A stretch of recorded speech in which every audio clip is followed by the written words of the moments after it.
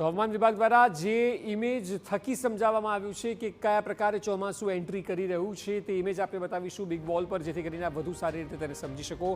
કદાચ આપ તેને વાંચી નહીં શકો, પરંતુ આપ જો જે બ્લુ લાઇનમાં છે તે પ્રેઝન્ટ સિચ્યુએશન બતાવી રહી છે વરસાદની, જે 30-31 તારીખે અહીંથી સાઉથમાં એન્ટર થવાની વાત છે તે અહીં ટચ થઈ રહ્યું છે અને આ લાઇનથી જ કેરળમાં તેની એન્ટ્રી થઈ ગઈ છે. એ સિવાય જે એવરેજ રહેશે દર વર્ષે ચોમાસાને ટ્રેક કરવામાં આવે તો તે રેડ લાઇનમાં બતાવવામાં આવે છે અને 30-31 તારીખની જે સંભાવનાઓ છે, જે સૌથી વધારે બ્લુ અહીં જે અડી રહી છે લાઇન, ત્યાંથી ચોમાસાની વિધિવત રીતે પ્રારંભ અને શરૂઆત થઈ ગઈ છે અને રેડમાં એવરેજ જે બતાવવામાં આવે છે. એટલે સ્વાભાવિક કે પહેલી તારીખની જ અપેક્ષા હતી કે પહેલી તારીખે કેરળમાં હિટ કરશે અને એ જ પ્રકારે હવે ચોમાસાની શરૂઆત થઈ છે. પહેલી તારીખ છે, હવેથી ચોમાસાનો પ્રારંભ થશે એટલે વાતાવરણ બદલાવાની શરૂઆત થશે, જેમાં સ્વાભાવિક છે ગરમીથી લોકોને રાહત થશે. 4 થી 5 ડિગ્રી સુધી તાપમાન ઘટી શકે છે અને ત્યારબાદ જ્યારે વરસાદી સિઝન ચાલુ થશે ત્યારે લોકોને ગરમીથી સંપૂર્ણ રાહત મળી જશે. તો એ સિવાય ચોમાસાનું આગમનનું ગણિત શું છે?